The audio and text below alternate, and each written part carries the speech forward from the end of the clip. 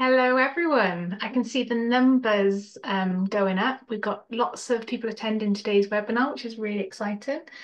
So I'm just going to let the people come in a little bit longer before I start. But you're in for a really good hour, I hope. We've got some fantastic speakers coming to talk about this really important topic, one that I'm truly passionate about. Um, Numbers are going up still, which is good to see. So let's start. So welcome everyone to today's webinar, Living Well with MS, Season 5. We're so pleased to be talking about this really important topic tonight, stress management and mental health. And we're bringing to life the Overcoming MS Handbook, the roadmap to good health, with the help of two of our community members who have MS and are following the Overcoming MS program, and Dr. Phil Startin, who is just a wonderful facilitator and teaches mindfulness and meditation. So I'm Yasmin. I'm based here in sunny South Wales in the UK. I'm a facilitator for Overcoming MS. I'm a HR professional by trade, and I'm truly passionate about the Overcoming MS programme, having lived and breathed it for the last 5 or 6 years. I can't actually remember how long it's been now. So today's webinar, as I mentioned, is all about stress management and mental health, one of the pillars to the Overcome MS programme, and in my opinion, one that probably isn't spoken about enough and one that probably a lot of us struggle with in everyday life. So we've got Dr. Phil tonight, we've got Mel and Bill, who are two community members who have lived experience of MS, and are both truly passionate about mental health and stress management. And between us all, we're hopefully going to have a conversation about our past experiences, give you some tips and tools, and then it's going to be over to live Q&A. So if you've got a burning question or something you're struggling with, or something you want to know, you should be able to see the chat function within this webinar. So feel free to put in a question that is specific to tonight's topic. Normally when we do these webinars, everyone's always asking about the food. I know that's important, but tonight it's all about stress management and mental health. So if you've got a question, pop it in that chat. And towards the halfway through this webinar, we will come to those questions and we'll start getting through them. But before we start, I just need to do some housekeeping. I've got a list here that I need to go through. So you will notice that the session is being recorded, and you'll have a link to the recording via a Zoom link next week once the webinar has finished. It's an interactive session, so although you can't see anyone else, you can just see me at the moment. The other guests will be coming on a little bit. You can't see each other. It is interactive, so please get involved. Use the Q&A function to ask any questions that you've got. If there's any technical issues, this is really easy. This is what IT always say, just turn it off and turn it back on again, and it should be fine. Anything more than that, then that's beyond my level of expertise. You'll see that there should be some live transcript audio captions of what I'm saying. You should be able to turn these on or off at the bottom of your screen, whether you want them on or want them off. That's completely up to you. We're hoping this webinar is going to be 1 hour. May run over ever so slightly, but it's going to be 1 hour. And then at the end, you should see a survey popped up asking you for your feedback in terms of how the webinar has been for you. Please fill it in because it'll make any future webinars even better, just to make sure that we are meeting the needs of what you want in our community. So that's all the housekeeping done, I think. I should have ticked it off to make sure I was getting through it all, but I think that's all the housekeeping done. So today's webinar is all about stress management and mental health, one of the key pillars to the Overcoming MS programme. And without me going on even longer, I want to welcome to this virtual stage, Phil, are you there? Do you want to come in and join me? I am indeed. I Yay. am indeed. Yes. Yeah. How are you doing today? I'm good. I'm good. And yeah, just really looking forward to this webinar because I think you're absolutely right. Stress management is such an important part of the program, and sometimes a pillar that we perhaps we don't give enough attention to. But yeah, I'm sure we'll discuss all of that this today's part of this webinar. Brilliant. So I'm sure most of our community know who you are. You're a very familiar face on the Overcome MS scene. But for anyone who is new to the program, or maybe they haven't heard you speak before, do you want to tell us just a little bit about you, what you're about, what you do? Of course, yes, yes. So, yeah, about myself, I guess like pretty much everyone else here on this webinar today, I've got MS. I was diagnosed way back in 2007. I've got primary progressive MS, and I've been following the program really quite strictly since about 20. Oh, sorry, yeah, tw about 2010. So for about 14 years now. Um, and I was originally in kind of science and business and sort of consultancy. And yeah, over the years, I mean, mindfulness for me has become really just really, really important part of my life. So I now teach mindfulness, and particularly the MBSR course, to different audience groups, but in particular to people with MS. And I just find it just such a sort of profoundly important part of my life. And yeah, perhaps we'll touch a little bit on that today as part of this webinar as well.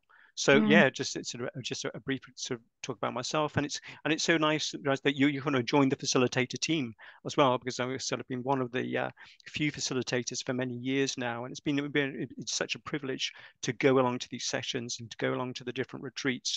But to have more and more people join is absolutely fantastic. So great, we've got yourself here, and two community members from a different continent. So yeah, tremendous I think we've got a good team here today, and that's indeed. me just blowing my own trumpet and yours as well, but someone's got to do it. Thank you so much, Phil, for sharing a little bit about you. So you wrote one of the chapters in the handbook recently, didn't I you? did. Can you tell us I more did. about that and what it involves and tell us about the chapter? Bring it to life for us if you could. Yeah, and I'm going to talk. So my chapter was actually more around progressive MS, and what we can do for people with progressive MS as opposed to stress management. But what I'll do, because this session, this webinar is really about stress management, I'll perhaps just talk a bit more about that. Is that okay, Yaz? Yeah, absolutely. Please Yeah. do. Yeah, so I mean, just going kind of into stress management a bit more, and I mean, it's an interesting one. I mean, actually asking yourself, yes, have you ever seen, has stress ever affected your symptoms? Yes, I think over everything, actually, stress is one of the biggest things that impacts my symptoms. Yeah, no, and you are absolutely not alone in that. I mean, I run, say, a number of courses, run a number of retreats on the program, and I always ask that question. And pretty much generally every time, most people put up their hands when I ask, "Has stress impacted the condition for you?" And I'm sure if I ask today, I'm sure that gosh, 170 people or so we've got at this webinar today, which is amazing. I'm sure most people will stick their hand up and say, "Yes, yes, stress does affect my symptoms." And it's yes, it can both exacerbate symptoms, but it can also cause relapses, Mm. possibly even cause the onset of the condition itself. And as we know, the program itself is absolutely evidence based. And there's a huge amount of evidence now that clearly shows there's a causal relationship between stress and exacerbation of MS symptoms. And this research has been published for years, and there was a paper published actually last year, which was the first meta-analysis, which is absolutely the top of the tree in terms of research and research output, because it's a collection looking over many different randomized controlled studies. That said, yes, absolutely conclusively, there is a link between stress and exacerbation of MS symptoms and relapses, and possibly even the onset of the condition itself. So Mm. really, really important that we do what we can do to manage stress and work out how we can respond more successfully and wisely to stressful situations. I mean, how the actually works and what is the link, what is that causal link, is pretty well understood. And I'm sure again, most people on this webinar today will have heard of the fight or flight response, which is that link between acute stress um, and causes that physiological response change in our bodies. So it's mediated by the sympathetic branch of the autonomic nervous system, and it fires off things like adrenaline, causes the heart to go faster, creates that tightness in the chest, but it's an inflammatory response. Chronic stress then actually connects to the body, again, a physiological link via a different route, via the HPA axis. And that links into the endocrine system, which causes to produce a whole lot of different hormones, including things like the stress hormone cortisol, which again, Mm. most people will have heard of. But all these kind of inflammatory, both these pathways and some other ones as well, stress causes an inflammatory response in our bodies. Um, MS, as we all know, is an inflammatory degenerative condition. So actually, by going through stress and being in that stressful environment, you're effectively just throwing additional fuel onto the MS fire. You're just making the condition much worse. And it is, and its stress levels now worldwide are just at massively high levels. There was some research published fairly recently by the World Health Organization that they now estimate that at any one point worldwide, the number of people with anxiety and chronic stress is around about 500 million people. Mm. It's absolutely huge numbers of people, and the majority of those people are in the Western world. So not only are we living with these kind of much more increased levels of stress worldwide, but we've got to deal with this condition and all the unpredictability that comes from this condition. And that can be, again, generate huge amounts of stress and anxiety in its own right. So, in fact, for those of us who have got relapsing and remitting MS, I don't know. Do you know when the next relapse is going to happen? How bad is it going to be? Will you recover? Will you recover all the function? You just don't know. And I mean, it's great. There are now so many different drugs available, but again, we have to face difficult decisions. Which one do we take? Will you even be eligible? Will they work? What will the side effects be? So these all these unknowns. We don't even know what's going to happen as the condition progresses, which it will do for some people. What's going to be the physical impact, the cognitive impact of that, and how's that going to affect you as a person? How's it going to affect your relationships with your family, with your friends, with your work colleagues, with work itself? Are you going to be Mm. able to keep working? What about money and income? Perhaps your hobbies and all the things that perhaps are really important to you might be impacted. So so living with MS just adds all this additional complexity onto already a stressed environment, a stressed world.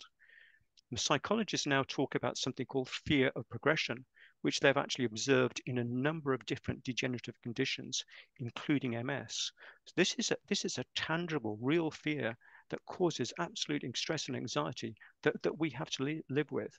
And they've found, what psychologists have found, that actually regardless of how long we've had the condition or the type of MS we have, it's similar levels. This exists.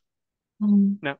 Now, fortunately for us, all of us, 25 years ago or thereabouts, when George first put together the Overcoming MS program, he realized this.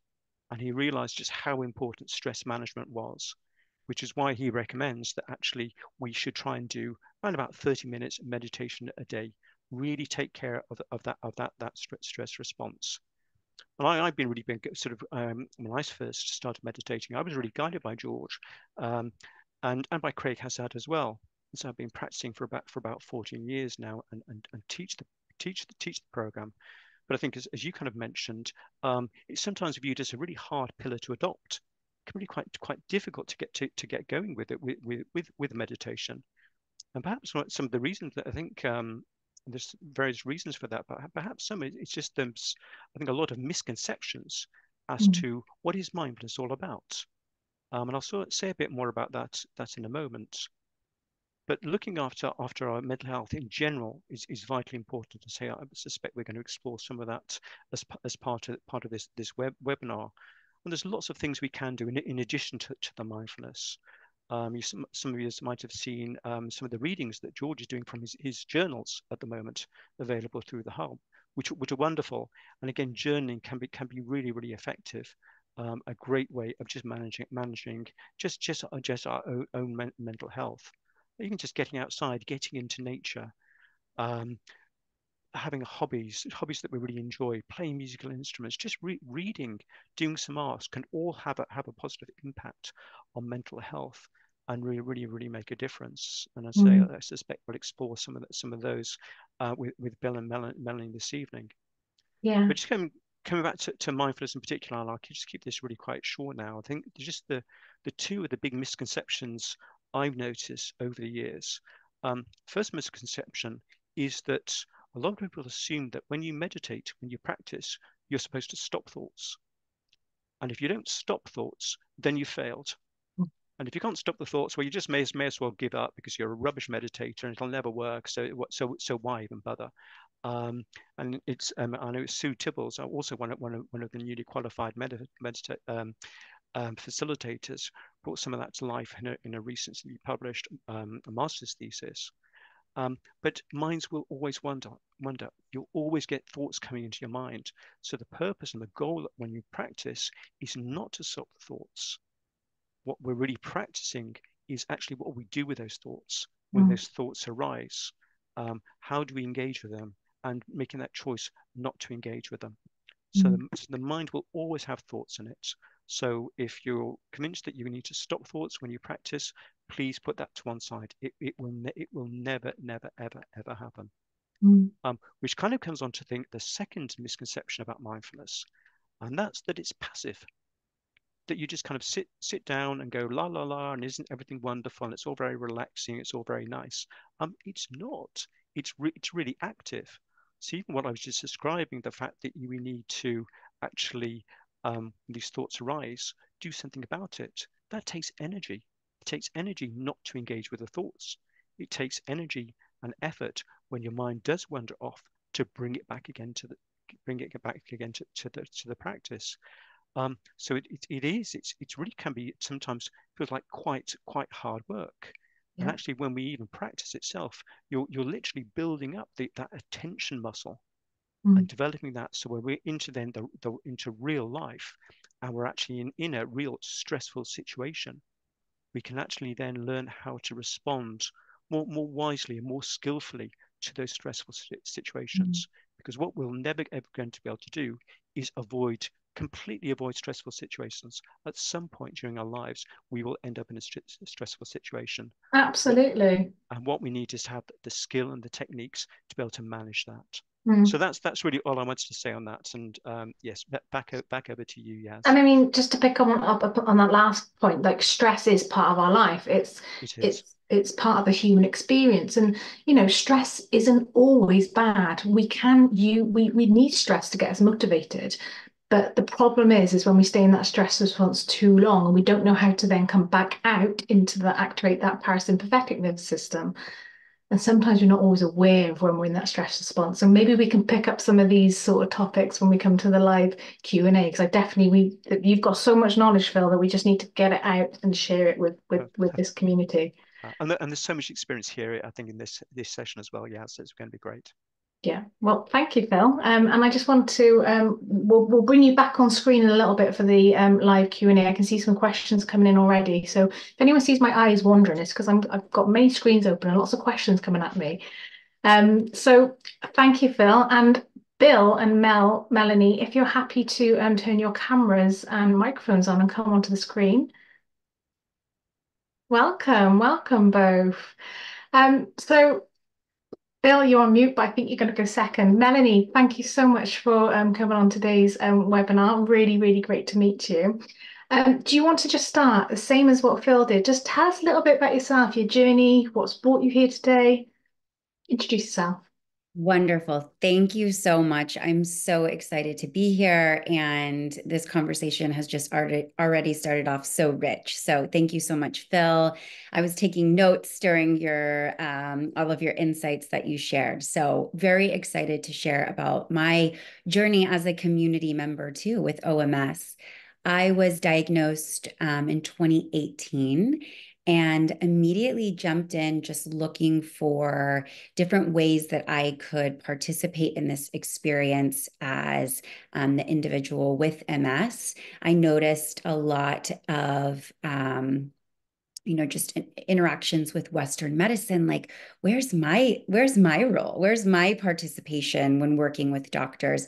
And that's one reason that I really gravitated to OMS is it had this full picture of a way that I could participate with, diet, exercise, stress management, being outside, being involved with my family and with a community in this experience.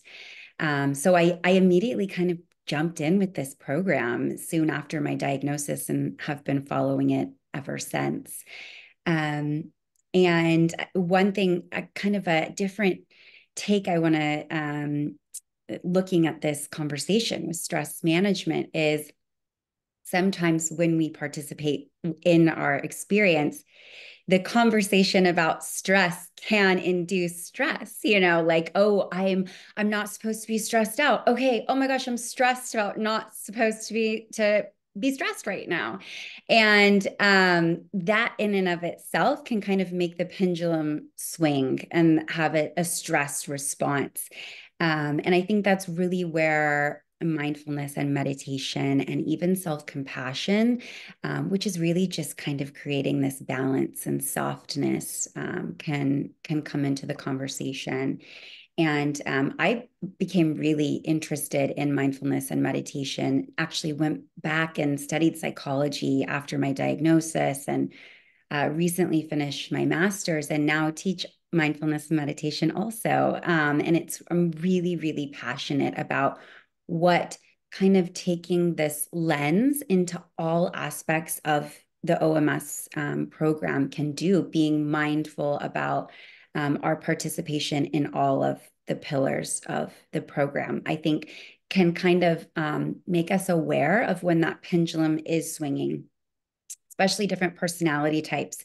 I can be a perfectionist and I'm like, okay, today I'm going to follow the diet to a T, and I'm going to exercise, and I'm going to do all these things perfectly. And then I get to the end of the day and I realize I'm so stressed out because I didn't do everything perfectly. And it kind of has this like counterintuitive response. So I think bringing mindfulness into that too, we can become aware. And the more we practice by sitting in our meditation practice, the more we can bring that out into our life and see that play out, becoming mindfully aware of, oh, I'm noticing this like tightening in my chest when I think about how perfectly I need to follow the diet aspect, or I'm noticing this like churning in my stomach when I'm thinking about, oh, I didn't do my physical exercise, as much as I wanted to this past week. And that's just bringing that mindful awareness into how we're, kind of interacting with the program as a whole. That's something I've found as a community member. And in some ways, it almost feels cyclical. It's like, okay, I'm starting with my participation here, and now I'm being mindfully aware that, okay, I'm actually now having this counterintuitive stress response as I'm trying to follow the program perfectly. And I can bring in this, balanced, more soft approach to it. And now I can participate in my experience again with a little bit more of a human approach. And that's kind of what I've found with my experience in the program and with mindfulness and meditation. I took a few notes while Phil was talking. I just wanted to make these last two little comments, and then so excited to pass it over to Bill. Two of the attitudes that I found to be so helpful to me, mindful attitudes from Jon Kabat-Zinn, non-striving, which can be so difficult, especially when we're working with the OMS pillars, wanting to be an active participant in our experience. That if we can bring that down and remember why we are actively participating to, be the most healthy and active member that we can be in our MS journey, but then just more broadly as a human living this life, if we can maybe try to soften that striving energy and just remember that we're doing this to be as healthy as we can be, that can really help and has helped me. And then also just this attitude of beginning again. It goes with that cyclical pattern. But then it also goes just when we're sitting in our sitting meditation and just remembering, oh, I have thoughts that are starting to come. I'm noticing those thoughts. And now I can begin again, coming back to my breath. I don't need to get caught up in, I didn't do this perfectly. Scrap it. Done with the meditation. Move on with the day. It's just, oh, okay, I'm thinking, I'm coming back, and I'm going to begin again. And so it applies to both. It applies to that sitting meditation, and then it applies to that, cyclical pattern of this doesn't have to be perfect. I'm going to participate. I'm going to notice, and then I'm going to bring the softness in. That has been my experience. It's been so helpful. And I'm just so grateful for OMS in general. It's dramatically impacted my overall experience and participation. So thank you so much. I'm so excited to hear from Bill, a fellow community member as well. Just want to pick up on something you said there, Melanie, and thank you so much for sharing that as well. Yes. I love what you're saying in terms of just noticing your thoughts, then coming back to them. And yeah, I kind of want to just summarize it in terms of kind of having a real non-judgmental approach to your thoughts and your life, and just allowing things to be without them being right, wrong, good or bad. They just are. And that in itself can help reduce stress massively. And but I've got so much to pick on everything that all of you have said so far, and especially about what you said around the food. And so many people in our community are so stressed about what they're eating. It kind of maybe isn't always helping, like, or the amount of effort they're putting into what they're eating, the stress they then assign to it, maybe is counterintuitive to what we're trying to do here. So very, very important point. But I'll be quiet. Bill, let's hear from you. Tell us about Hello, yourself. everybody. And thank you, Yas. And thank you to the co-panelists, Phil and Melanie, also very. I'm humbled and honored and grateful to join this esteemed group here who have probably a little bit more experience at this from me, or from my experience. I've just begun this journey. I was diagnosed a year ago this month, at 61 years old. I'm 62 now. Scary, very, very scary. I think I'd like to approach my 5 minutes here, to help more of the people that are just joining OMS. I am, I am just like Melanie said, I am so grateful for finding this. I found it soon after diagnosis. Um, I was in a very, very bad place, mentally, physically, just not knowing what in the world was going on and how this happened to me. And I have since learned the damaging effects of stress and what it can do. I never knew that. I never knew that before. I just went about my daily life, busy as it can be, to everybody. Um, Job is taking its toll on me. I was heavy traveling, never seeing my friends and family. That can be stressful on its own. But in behind the scenes, my family has been riddled with MS. My mom, 50 years ago, was diagnosed with MS, has since passed away. But two of my sisters also have MS. And 30 years into that, um, unfortunately, they just never had the tools that we have today, the medicines and these types of programs that we can follow. So, unfortunately, the disease took them. And when I got my diagnosis, it just leveled me. And the reason why this came about, and this is what I wanted to share, is those stressors. The person closest to me in life, who lived here with me, passed away from cancer. And that took me down a very, very dark place for months, if not a couple of years.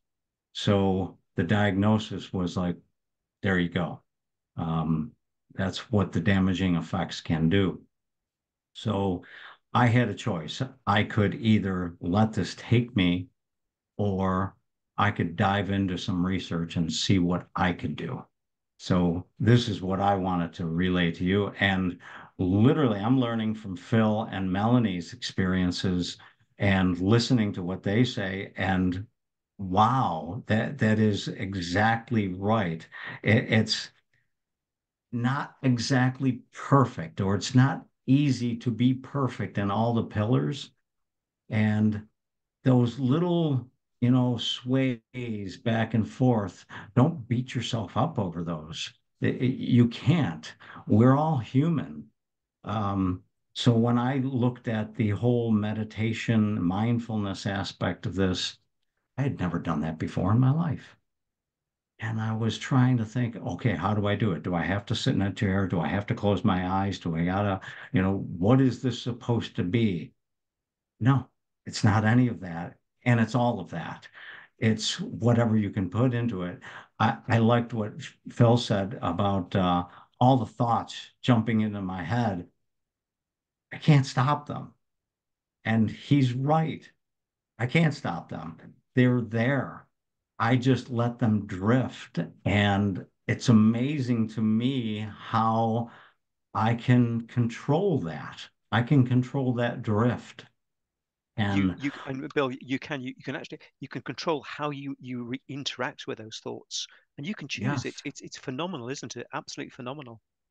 yes, that's exactly it. So I start my day, and this is what I want to relay to everybody. I start my day just with the healthy input. I found these things, and I'd like to share them. I think I posted them, a couple of them on the hub. Reflections of life. These are these little snippet videos that are on YouTube, and they're just so wonderful. They're human. They bring us all together as one, and it's just calming. And it gives you a great frame of mind. They're anywhere from 6 minutes to maybe 12 max. So I start my day with one or two of those. It just puts a smile on my face. It's everything I'm inputting. I'm reading things that here's just one, positive thoughts. I or positive thinking.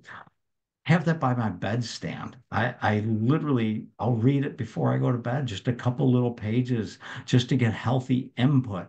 And I've told other people that are listening to me because I can talk up a storm. Um, Garbage in, garbage out. And it's that saying right there. The more positivity you can bring into your life, the more benefits you're going to receive on the other end. So I'm always grabbing things that'll uplift me.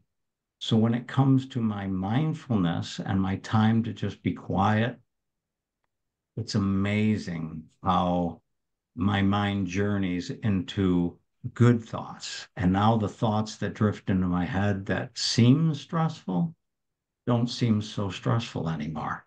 And they just roll off. So for me and this journey with OMS, I think, and literally, I did write this part down because I wanted to make sure I said it. I'm grateful. I think I'm at the best place I've ever been in my life. I Mm. literally, I'm grateful that this experience has happened to me. I'm volunteering more than I ever have.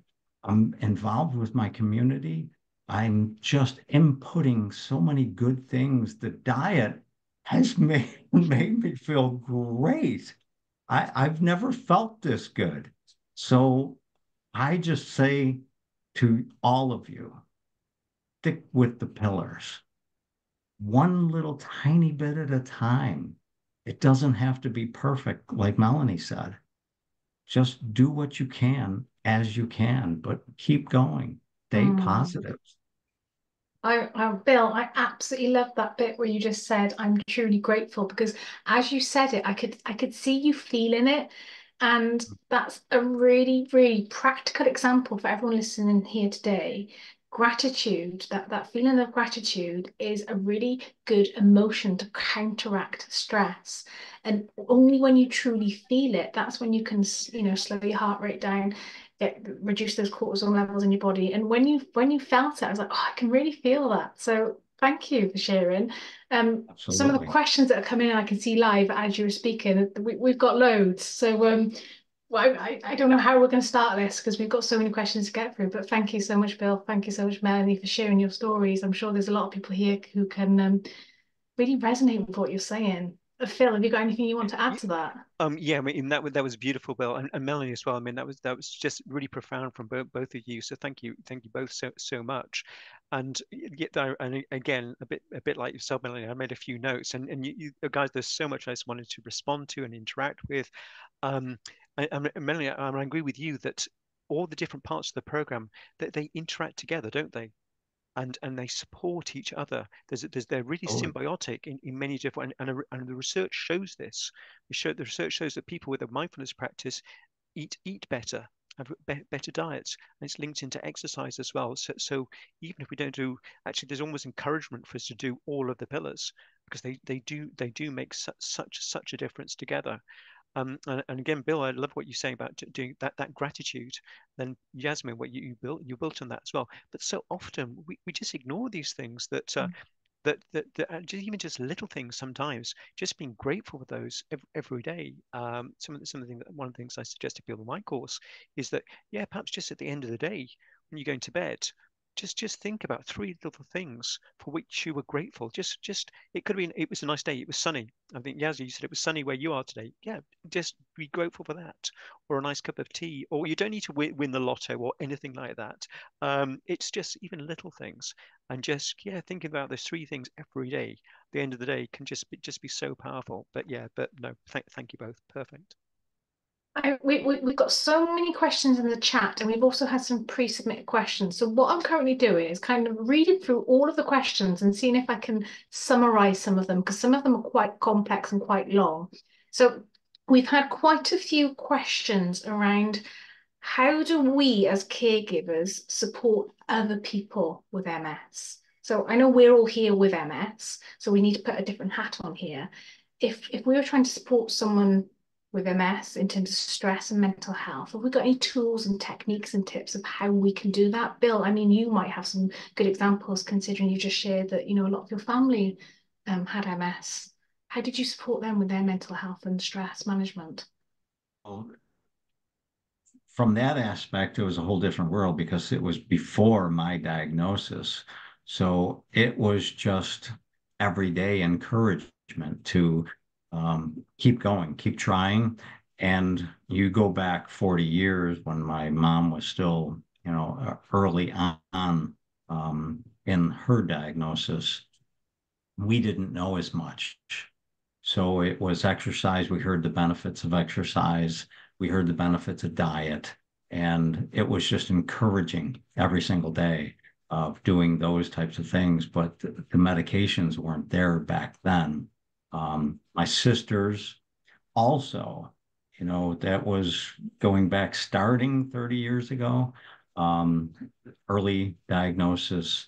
And they, and here's the thing, everybody, and maybe this is a good thing to say and not a bad thing. Don't take it.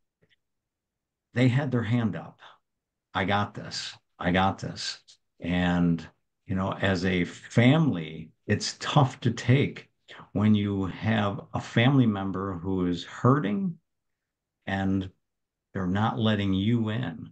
And that hurts the other family member too. We want to help, we want to be there, but it's about being there for whatever they might need, any encouragement at all. But I don't have a specific answer for them because it was just so long ago. All I can do is go by what is currently available to us and going forward. So I want to encourage everybody here today from what we know and what we And can do. yes, and just to add in that, the last retreat, we actually had quite a lot of discussion about the role of carers and what we can do, and should we even set something that's different for them? Because I think you're right. At times they're almost under supported, it's sometimes a little bit, but through overcoming MS themselves. So I think we've talked about there might even be a carers circle that's been set up. And if not, then that might be something that Yeah, actually there is. somebody can set up and actually get some support from that community in the way that we get support from our circles in terms of people with MS. But the carers and supporters and partners need that support as well. Absolutely. Thank you. Thank you. See if I can summarize another question. Maybe Melanie, I might be coming to you for this next one. So heads up.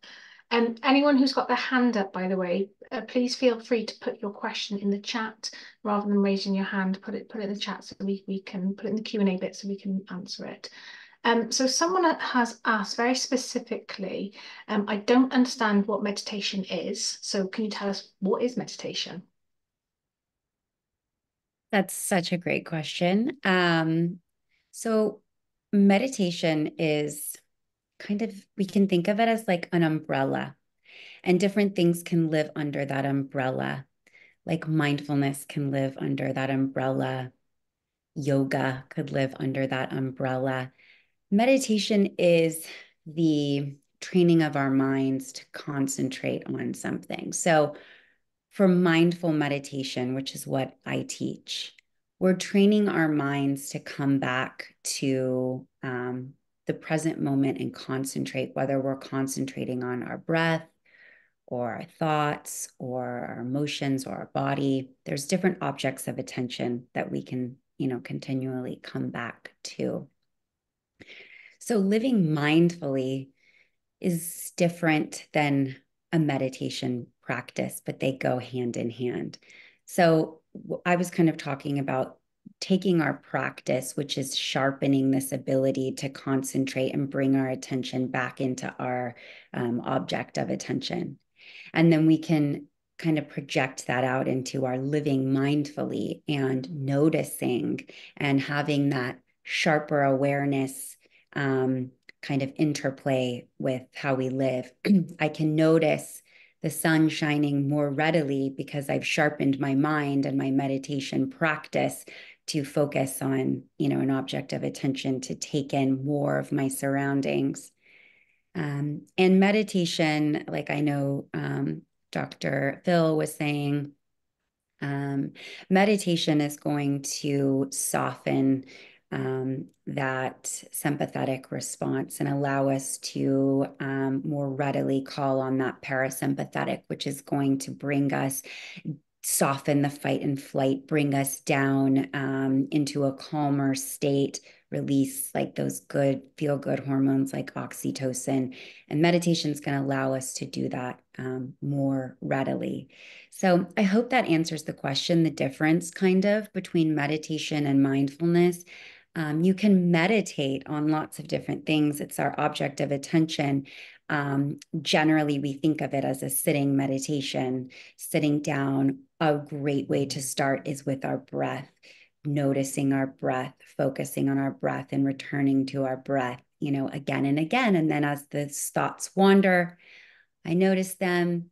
I think Bill so perfectly illustrated. I let those thoughts just drift by like clouds or bubbles, and I return to my breath again, beginning again, non-judgmental, and just allow yourself to be and sit. And it's so much easier said than done. And then sometimes it's so simple, let it be both. Let it be simple. Let it be complex. Just let it be all the things. And yeah, just beginning again and again.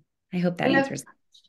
Someone in my early days of when I first started to meditate, someone said, if you're going to run a marathon, you're not going to get up one day and just run it. You have to train. You have to do your 5K, your 10K. And I was like, oh yeah, that's a really good example. I'm not just going to sit down and master it overnight.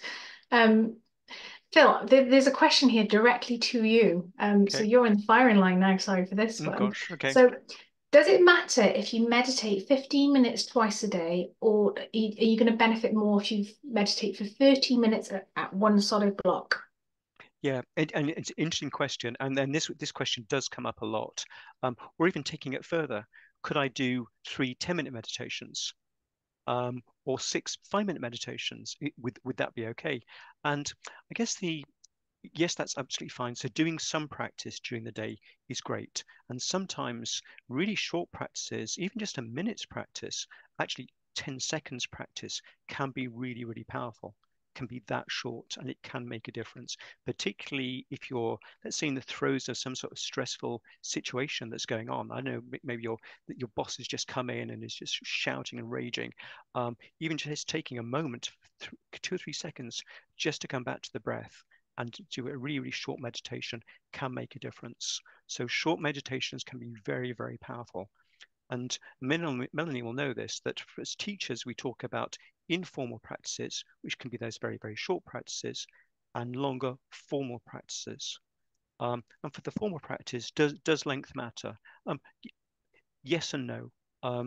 Particularly if you're starting new, then I absolutely suggest start with shorter meditation practices and build them up. Get some guided meditations and build them up.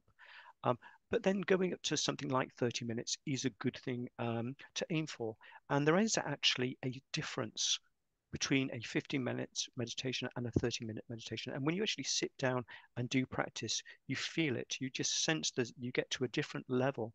You get to come to a slightly different place if you sit for a longer period of time. So 30-minute meditation, when you can do it, if that works, then brilliant. But if you don't have time, I think as we've all been saying, don't beat yourself up. And we've all got busy lives. We're all trying to squeeze in all these different pillars into our lives. We've got family, we've got work, we've got all these things going on.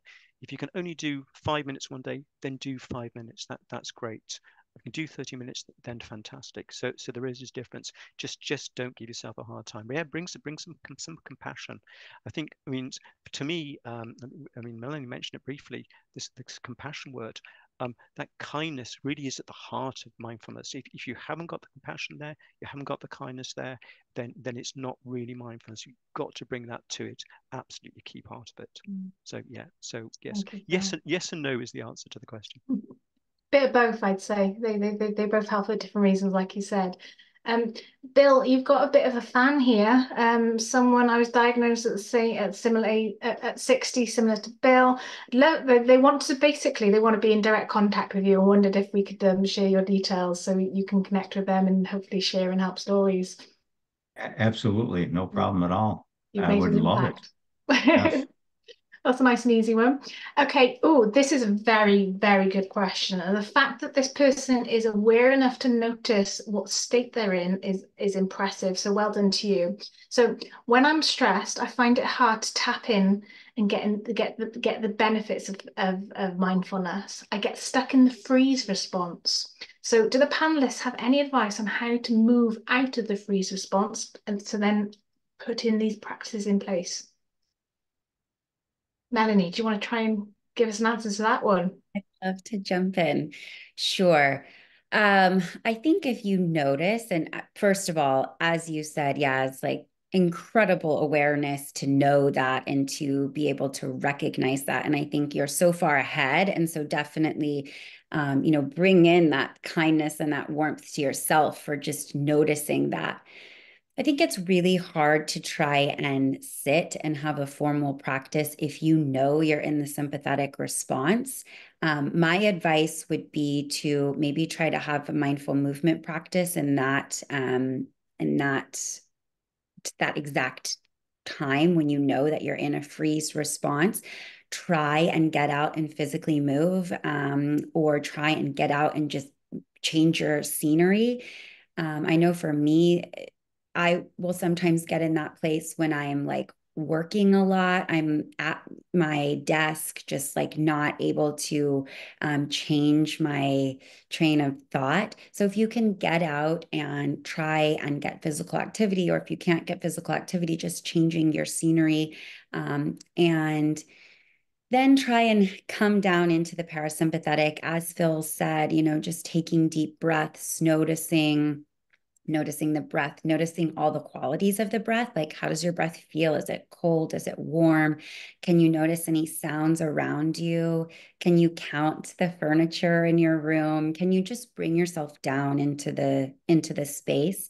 Because that softening is going to really help the actual biological and physical response to where you'll be able to kind of get down into that parasympathetic a little easier. So those would be my two biggest pieces of advice. I don't know if Phil or Bill, if you have anything to add. Yeah, no, and I would absolutely agree with you, Melanie. And yes, so I agree with the going outside, doing some movement as part of the practice. Again, particularly if you're feeling perhaps really quite low, or you're stuck in that freeze response. A mindful movement exercise, doing some hatha yoga, some mindful walking can be really powerful, and it's just as good. It's still a form of meditation. It's still a practice, so you can really do that. But I also agree with you that perhaps if you're in the moment and there's something going on, you just notice that response. Agree, top marks for noticing the response in the first place, which is the first part of it. That's absolutely, it's awareness. This is really what we're trying to develop with the mindfulness practice, is that awareness. But even then, just as you say, coming back to the breath and just being aware of the breath, even just for a couple of minutes. So cortisol, the big stress hormone we've all heard about, has only got a half-life of about 2.5 minutes in the body. So even if you can just breathe for a minute or a couple of minutes, actually the levels, all these stress hormones and inflammatory chemicals in your body will go down just naturally, and you'll be able to recover much more naturally from it. So yeah, absolutely agree. And Bill, see you've got your hand up too. Yeah, well, I'm listening to both of you and I'm learning. And the question, I had this happen, I didn't even know what it was.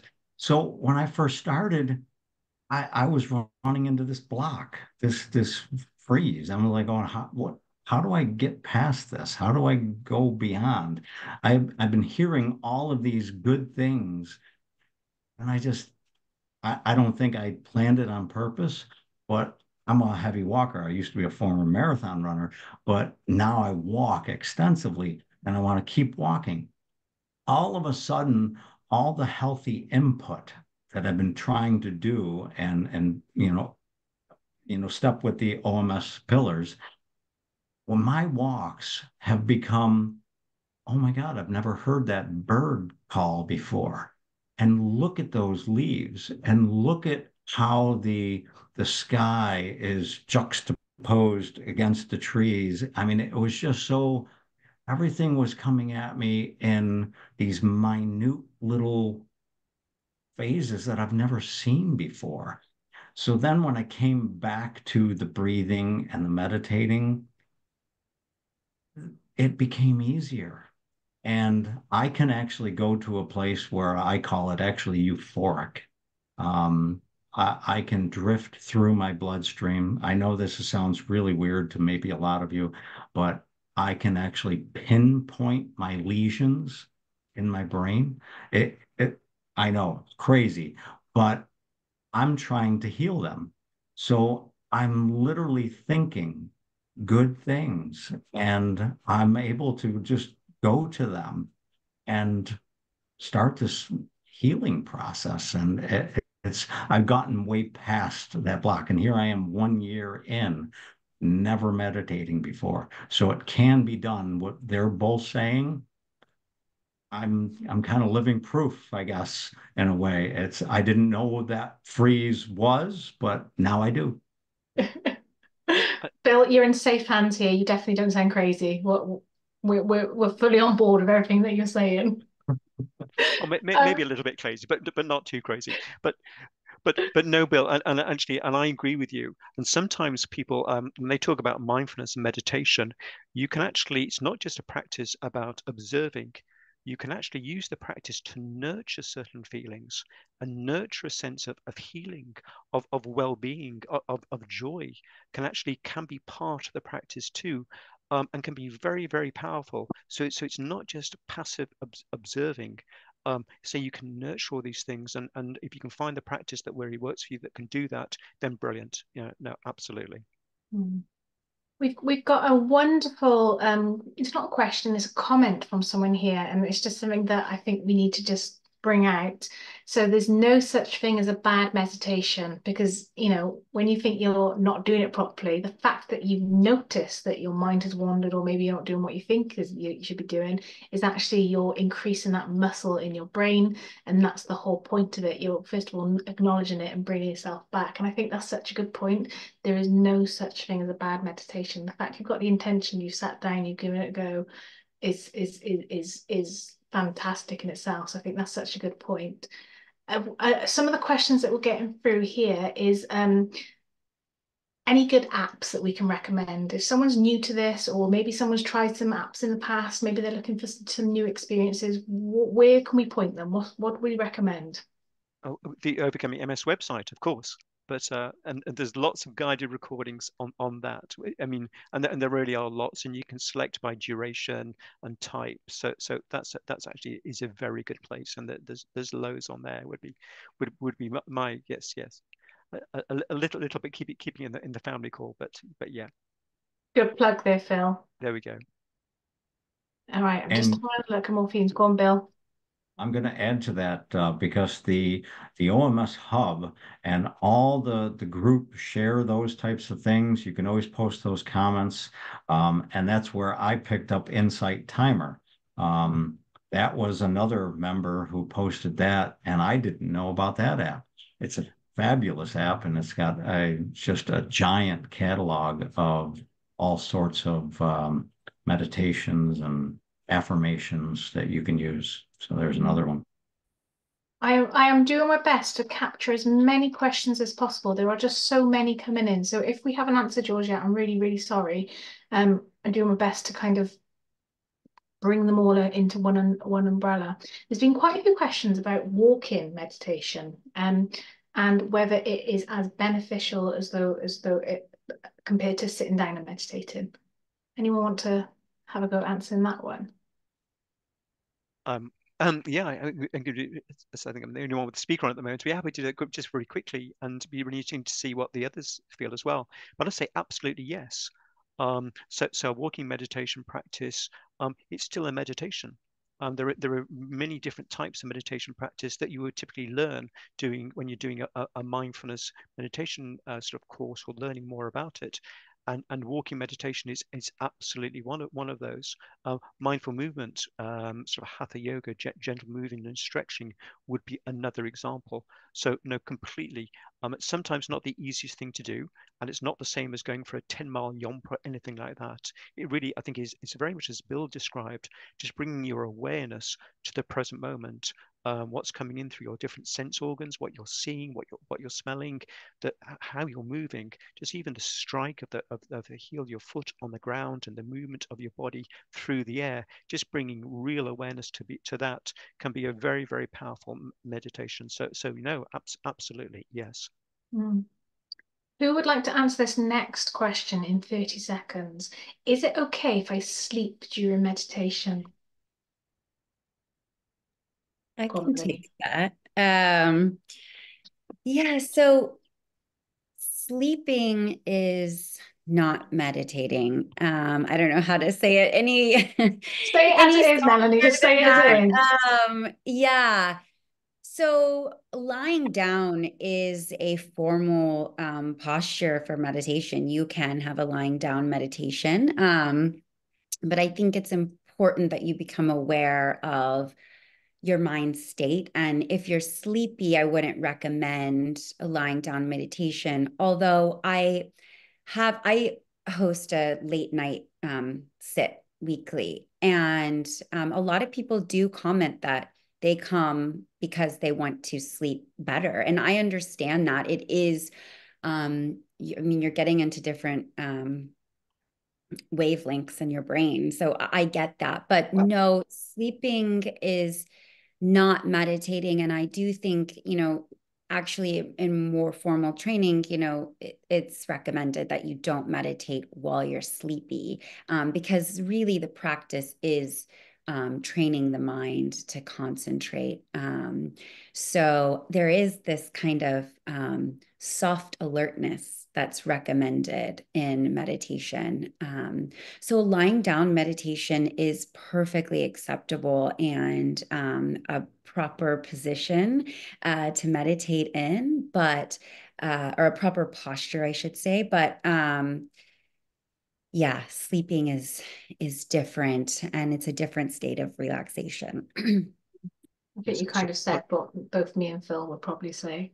Go on, Phil. Yeah, no, I was just going to say, so doing a lying down meditation late at night after you've had a cup of hot chocolate and a piece, and when it's yes, you're feeling quite sleepy, is probably not a good idea. No, but couldn't agree more with Melanie. Absolutely. And I agree with both of them. I've tried both ends of the day trying to meditate, and I find morning to be my favorite time. I'm definitely wide awake, and I just love that sensation of the breathing and the meditating in the morning. And I'll go back to the walking question.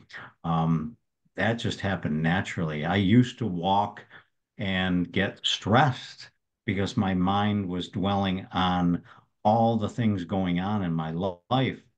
Now, my walk is just absolutely just awareness, like Phil was saying.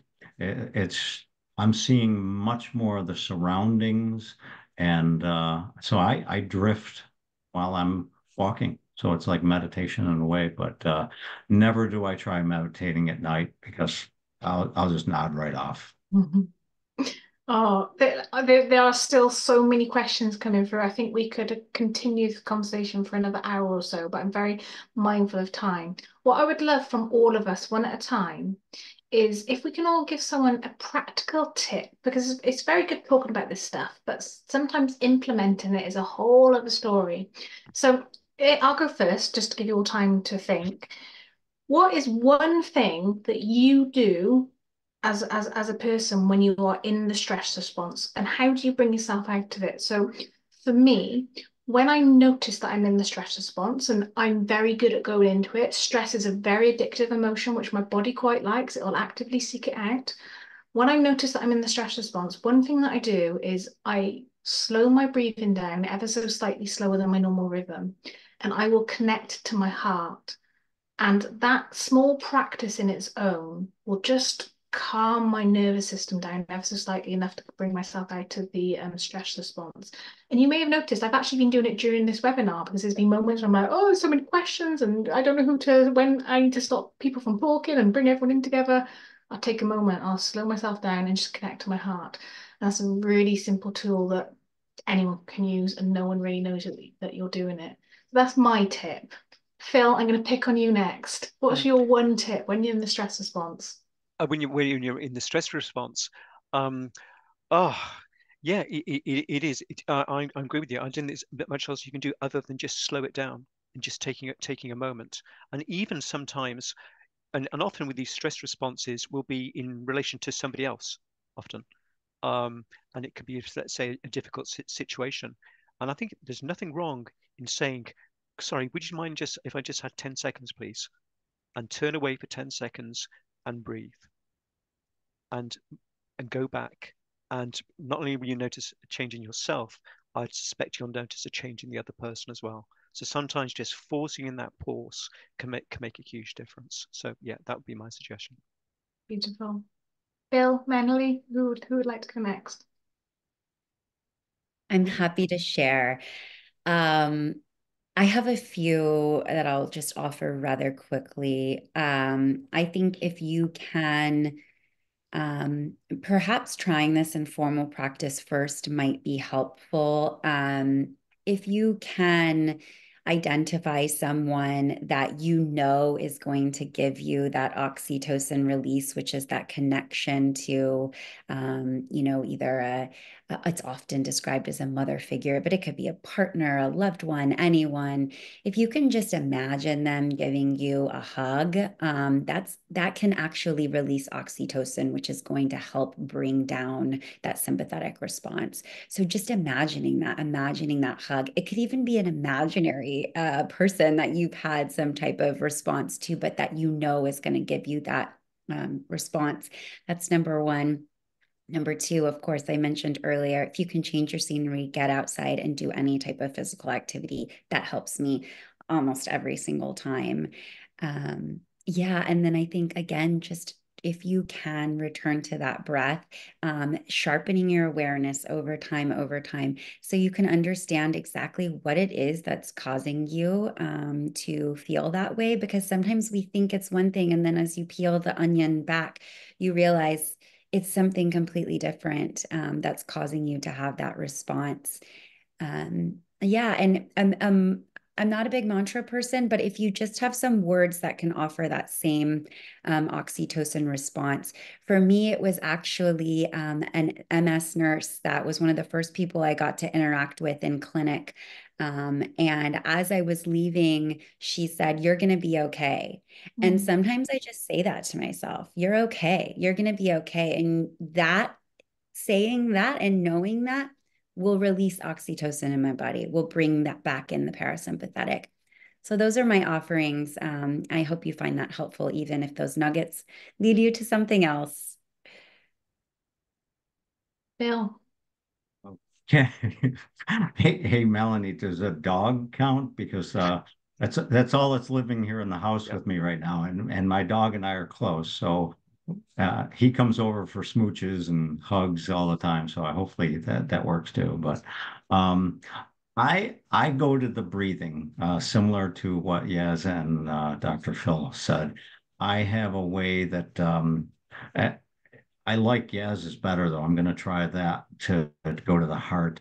Mine, I literally try to pull that breath and picture it going up to the brain, oxygen to the brain, right? So I'm taking deep, slow breaths, and I usually count to, 10, maybe even 20 sometimes. And I just take those deep breaths and wow, I just, everything goes away.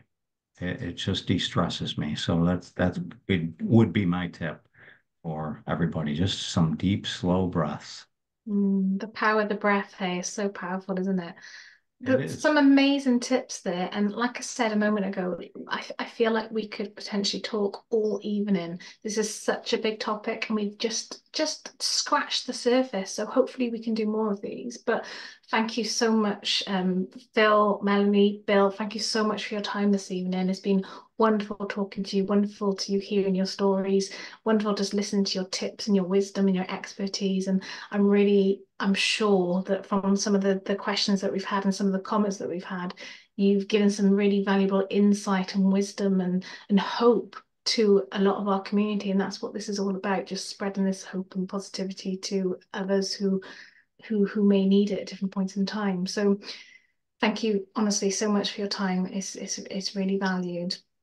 And Before yes, we close, well, thank you too, and thank you for hosting it so beautifully, and just holding us also so gently as part of the session today, and going through the questions. No, you did a great job. No, thank you. thank you. Yes, thank you for doing Thank it. you. I wish we could get to more. There's been so many we haven't been able to answer, and there are more coming in now.